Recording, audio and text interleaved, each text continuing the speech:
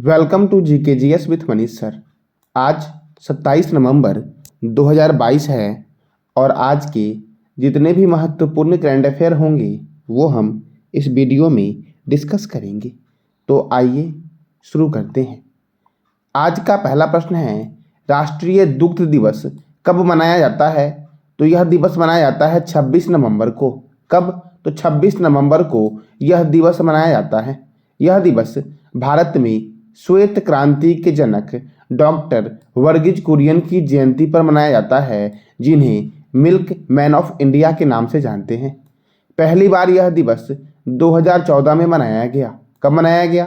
तो पहली बार यह दिवस 2014 में मनाया गया। वर्गीज कुरियन ने ऑपरेशन फ्लड का नेतृत्व किया था। अब ऑपरेशन फ्लड की शुरुआत कब हुई थी? तो 13 जनवरी 1970 को यह ऑपरेशन की शुरुआत हुई थी डॉक्टर वर्गीज कुरियन के नेतृत्व में।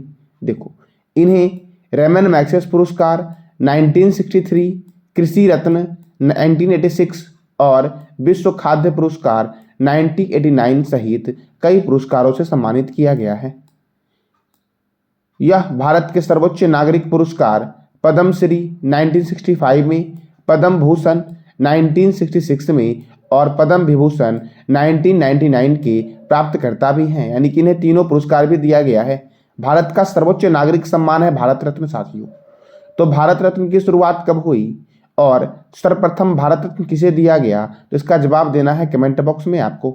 अगला प्रश्न है, भारत का संविधान दिवस कब मनाया जाता है? तो यह मनाया जाता है 26 नवंबर को। कब? तो 26 नवंबर को दो दिवस मनाए जाते हैं, एक संविधान दिवस मनाया जाता है और दूसरा दुग्ध दिवस मनाया जाता है। अब देखो, संविधान दिवस तो 26 नवंबर 1949 को संविधान सभा द्वारा भारत का संविधान अपनाया गया था और 26 जनवरी 1950 को लागू हुआ। ठीक है साथियों। देखो, 19 नवंबर 2015 को घोषणा की गई कि हर साल 26 नवंबर को संविधान दिवस मनाया जाएगा। संविधान निर्माण में 2 वर्ष 11 माह और 18 दिन लगे। इसमें कुल 11 बैठक हुई थी। संविधान निर्माण में कुल कितने बैठक हुए? तो 11 बैठक हुई थी। 60 देशों के संविधान का अवलोकन हुआ। संविधान के प्रारूप पर 114 दिन बहस हुआ था। संविधान सभा की प्रथम बैठक 9 दिसंबर 1946 को हुई थी। तो साथियों, संविधान सभा की प्रथम बैठक 9 दिसंबर 1946 को हुई थी। तो इसके अस्थायी अध्यक्ष किन्हें चुना गया था, इसका जवाब कमेंट बॉक्स में देना है आपको। संविधान सभा के अंतिम बैठक जो हुई थी आपकी, वो 24 जनवरी 1950 को हुई थी। अच्छा साथियों, संविधान सभा का गठन किसके द्वारा किया गया था और कब किया गया था, इसका जवाब कमेंट बॉक्स में देना है आपको। देखो, अब इस महीने में और कौन कौन से महत्वपूर्ण दिवस मनाए गए? तो जल सप्ताह दिवस 1 से 7 नवंबर, विश्व सुनामी जागरूकता दिवस 5 नवंबर, विश्व शिशु संरक्षण दिवस 7 नवंबर, राष्ट्रीय कैंसर जागरूकता दिवस 7 नवंबर, विश्व रेडियोग्राफी दिवस 8 नवंबर, राष्ट्रीय कानूनी सेवा दिवस 9 नवंबर को मनाया गया। शांति और विकास के लिए विश्व विज्ञान दिवस 10 नवंबर को मनाया गया। राष्ट्रीय शिक्षा दिवस 11 नवंबर को मनाया गया। विश्व निमोनिया दिवस 12 नवंबर को मनाया गया। लोक सेवा प्रसारण दिवस 12 नवंबर को मनाया गया। विश्व दयालुता दिवस 13 नवंबर को विश्व दयालुता दिवस मनाया गया। विश्व मधुमेह दिवस 14 नवंबर को मनाया गया। बाल दिवस 14 नवंबर को मनाया गया। विश्व बाल दिवस 20 नवंबर को मनाया गया। अंतर्राष्ट्रीय सहिष्णुता दिवस 16 नवंबर को मनाया गया। राष्ट्रीय प्रेस दिवस 16 नवंबर को मनाया गया। राष्ट्रीय मिर्गी दिवस 17 नवंबर को मनाया गया। अंतर्राष्ट्रीय छात्र दिवस 17 नवंबर को मनाया गया। विश्व छात्र दिवस 15 अक्टूबर को मनाया गया। विश्व बाल यौन शोषण रोकथाम दिवस 18 नवंबर को मनाया गया। प्राकृतिक चिकित्सा दिवस 18 नवंबर को मनाया गया। अंतर्राष्ट्रीय पुरुष दिवस 19 नवंबर को मनाया गया। विश्व शौचालय दिवस 19 नवंबर को मनाया गया। विश्व मत्स्य दिवस 21 नवंबर को विश्व मत्स्य दिवस मनाया गया। कब मनाया गया? तो 21 नवंबर को मनाया गया। विश्व टेलीविजन दिवस 21 नवंबर। गुरु तेग बहादुर शहीद दिवस 24 नवंबर को मनाया गया। महिलाओं के खिलाफ हिंसा के उन्मूलन के लिए अंतर्राष्ट्रीय दिवस 25 नवंबर को मनाया गया। राष्ट्रीय दुग्ध दिवस 26 नवंबर को मनाया गया और भारत का संविधान दिवस कब मनाया गया? तो 26 नवंबर को मनाया गया भारत का संविधान दिवस। अब अगला प्रश्न है आपका, हाल ही में देश के कितने विश्वविद्यालय को स्वच्छ विद्यालय पुरस्कार से सम्मानित किया गया है? तो देश के 39 विद्यालय को स्वच्छ विद्यालय पुरस्कार से सम्मानित किया गया है। तो साथियों, आपको कमेंट बॉक्स में बताना है कि वर्तमान समय में केंद्रीय शिक्षा मंत्री कौन है। देखो, पुरस्कार प्राप्त करने वाले स्कूलों में समग्र श्रेणी के 34 स्कूल को 60,000 और उप श्रेणी के स्कूल को 20,000 रुपये की नगद पुरस्कार दिए गए हैं। अगला प्रश्न है आपका, लेफ्टिनेंट जनरल असीम मुनीर को किस देश के नए सेना प्रमुख के रूप में नियुक्त किया गया है? तो पाकिस्तान के नए सेना प्रमुख बने हैं जनरल असीम मुनीर। अब पाकिस्तान के बने हैं तो पाकिस्तान की राजधानी है इस्लामाबाद। पाकिस्तान के प्रेसिडेंट है आरिफ अलवी और पाकिस्तान के प्राइम मिनिस्टर हैं शेख शहबाज शरीफ। कौन है? तो शहबाज शरीफ जो आपके हैं वो हैं पाकिस्तान के प्राइम मिनिस्टर। और साथियों, शेख हसीना प्राइम मिनिस्टर कहाँ की है? इसका जवाब कमेंट बॉक्स में देना है आपको। अब देखो, भारत और पाकिस्तान के बीच जो रेखा है आपका, वो रेड क्लिफ रेखा जो है वो भारत और पाकिस्तान के बीच है। तो साथियों, कमेंट बॉक्स में बताना है आपको कि रेड क्लिफ रेखा का निर्धारण भारत और पाकिस्तान के बीच किस वर्ष हुआ था। हिंडनबर्ग रेखा जर्मनी और पोलैंड के बीच है। ऑर्डरनिस रेखा पोलैंड और जर्मनी के बीच है। सिगफ्रीड रेखा जर्मनी और फ्रांस के बीच है। मैकमोहन रेखा भारत और चीन के बीच है। 38वीं समांतर रेखा उत्तर कोरिया और दक्षिण कोरिया के बीच है। मैगिनोट रेखा जर्मनी और फ्रांस के बीच आपका मैगिनोट रेखा है। 38वीं समांतर रेखा 38वीं समांतर रेखा उत्तर कोरिया और दक्षिण कोरिया के बीच है, जबकि 49वीं समांतर रेखा अमेरिका और कनाडा के बीच है। मैनरहीम रेखा रूस और फिनलैंड के बीच है।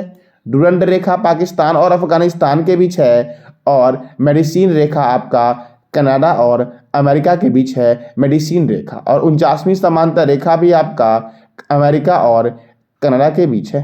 अब अगला प्रश्न है आपका, सोनजल 2022 का उद्घाटन कहाँ किया गया है? तो इसका उद्घाटन किया गया है कश्मीर में। कहाँ किया गया है? तो कश्मीर में। अब कश्मीर में जम्मू कश्मीर के उपराज्यपाल मनोज सिन्हा ने कश्मीर के विश्वविद्यालय में वार्षिक युवा महोत्सव सोनजल 2022 का उद्घाटन किया है।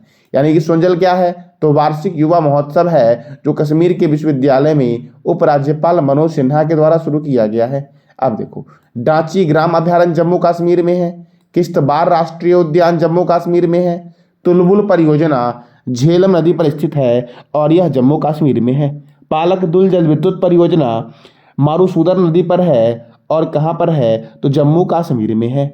डल झील, बूलर झील, बैरीनाग झील, मानसबल झील और शेषनाग झील, अनंतनाग झील तथा नागिल झील कहाँ है? तो जम्मू कश्मीर में है। काराकोरम दर्रा, जोजिला दर्रा, पीर पंजाल दर्रा, बनिहाल दर्रा और बुर्जिला दर्रा कहाँ पर है? तो जम्मू कश्मीर में है। कौन कौन सा साथियों? तो काराकोरम दर्रा, जोजिला दर्रा, पीर पंजाल दर्रा, बनिहाल दर्रा और बुर्जिला दर्रा जम्मू कश्मीर में स्थित है। जम्मू कश्मीर में ग्राम रक्षा गार्ड यानी कि विलेज डिफेंस गार्ड योजना 2022 शुरू किया गया। और शौर्य दिवस किसने मनाया? तो जम्मू कश्मीर ने शौर्य दिवस मनाया साथियों। अब अगला प्रश्न है आपका, हाल ही में किस बैंक के लिए भारत का पहला स्टिकर आधारित डेबिट कार्ड लॉन्च किया गया है? तो किस बैंक ने भारत का पहला स्टिकर आधारित डेबिट कार्ड लॉन्च किया है? तो IDFC फर्स्ट बैंक ने लॉन्च किया है। अब बैंक के बारे में जानते हैं। पंजाब नेशनल बैंक के द्वारा व्हाट्सएप बैंकिंग सेवा शुरू की गई है। कैशबैक कार्ड लॉन्च किया गया है SBI के द्वारा। जमा योजना उत्सव की शुरुआत SBI ने की। बांग्लादेश में भारतीय वीजा केंद्र चलाने की घोषणा SBI ने की। ग्राम सेवा कार्यक्रम की शुरुआत SBI ने की। ग्राहकों की सुविधा के लिए SMS बैंकिंग सुविधा की शुरुआत HDFC ने की साथियों। SMS का फुल फॉर्म क्या होगा साथियों? तो इसका जवाब कमेंट बॉक्स में देना है आपको। गुजरात में बैंक और वहील्स सेवा की शुरुआत HDFC बैंक ने की साथियों। HDFC बैंक की स्थापना कब हुई और इसके CEO वर्तमान में कौन है? तो इसका जवाब कमेंट बॉक्स में देना है आपको। किसान क्रेडिट कार्ड के डिजिटलीकरण की घोषणा यूनियन बैंक ने की। सुरक्षित बैंकिंग प्रथाओं को बढ़ावा देने के लिए बिजल आंटी की शुरुआत HDFC ने की और HDFC ने ही आपका मुंह बंद रखो अभियान शुरू किया। उत्सव अभियान, खुशियों का त्यौहार बैंक ऑफ बड़ौदा ने शुरू किया। स्मार्ट वायर सुविधा की शुरुआत आईसीआईसीआई बैंक ने किया। और धन वर्षा योजना की शुरुआत किसने की? तो एलआईसी ने की। लाइफ इंश्योरेंस कॉर्पोरेशन, तो लाइफ इंश्योरेंस कॉर्पोरेशन के चेयरमैन कौन है? इसका जवाब कमेंट बॉक्स में देना है आपको। अगला प्रश्न है, हाल ही में भारत सरकार के ने गणतंत्र दिवस परेड 2023 के लिए किस देश के राष्ट्रपति को मुख्य अतिथि के रूप में आमंत्रित किया है? तो मिस्र के राष्ट्रपति अब्दुल फतह अल सीसी को गणतंत्र दिवस के मुख्य अतिथि के रूप में आमंत्रित किया गया है। अच्छा साथियों, ये 2023 का है, तो इससे पहले 2020 में मुख्य अतिथि कौन थे? तो 2020 में फ्रांस के राष्ट्रपति जैर बोल्सोनारो जो थे आपके, वो थे मुख्य अतिथि। अब फ्रांस के राष्ट्रपति थे, तो फ्रांस के बारे में आप जो भी जानते हो उसका जवाब कमेंट बॉक्स में देना है आपको। अब मिस्र के राष्ट्रपति आ रहे हैं, तो मिस्र की राजधानी है काहिरा। मिस्र के प्रेसिडेंट हैं अब्दुल फतह अल सीसी और मिस्र की करेंसी है इजिप्टियन पाउंड। क्या है साथियों? तो इजिप्टियन पाउंड है। नील नदी का देश मिस्र को ही कहा गया है। अगला प्रश्न है आपका, हाल ही में केंद्र सरकार ने किस से निक्षय मित्र के ब्रांड एम्बेसडर के रूप में नियुक्त किया है? तो केंद्र सरकार ने डॉक्टर दीपा मलिक को निक्षय मित्र के ब्रांड एम्बेसडर के रूप में नियुक्त किया है। अब देखो, ये जो आपके डॉक्टर दीपा मलिक हैं, भारत के पैरा ओलंपिक समिति के अध्यक्ष हैं। डॉक्टर दीपा मलिक को ब्रांड एम्बेसडर के रूप में नियुक्त किया गया है, निक्षय मित्र के ब्रांड एम्बेसडर के रूप में। अब निक्षय मित्र, तो यह प्रधानमंत्री टीबी मुक्त भारत अभियान के तहत एक पहल है, निक्षय मित्र। अब ब्रांड एम्बेसडर के बारे में बात करते हैं, तो फिनो पेमेंट बैंक के ब्रांड एम्बेसडर है पंकज त्रिपाठी। रियलमी के ब्रांड एम्बेसडर है केएल राहुल। गुड डॉट के ब्रांड एम्बेसडर है नीरज चोपड़ा। साथियों, नीरज चोपड़ा स्टेडियम कहाँ है? तो इसका जवाब कमेंट बॉक्स में देना है आपको कि नीरज चोपड़ा स्टेडियम कहाँ है। गेम 24x7 के ब्रांड एम्बेसडर है ऋतिक रोशन। कौन है? तो ऋतिक रोशन है। गेमिंग ऐप A23 और थम्सअप के ब्रांड एम्बेसडर है शाहरुख खान। एडिडास के ब्रांड एम्बेसडर है टेनिस खिलाड़ी मनिका बत्रा। डाबर रेड पेस्ट के ब्रांड एम्बेसडर है Amitabh Bachchan. Super food brand Pintola के brand ambassador Sunil Chhetri.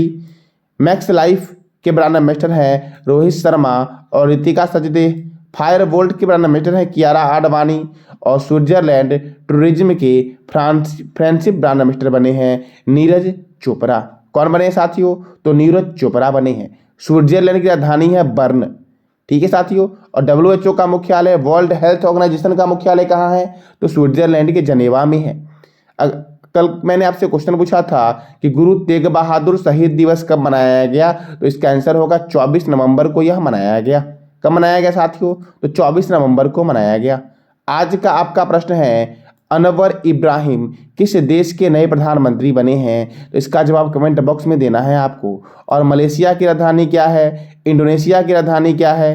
Cambodia की राजधानी क्या है? और चेक गणराज्य की राजधानी क्या है? इसका जवाब भी देना है आपको कमेंट बॉक्स में।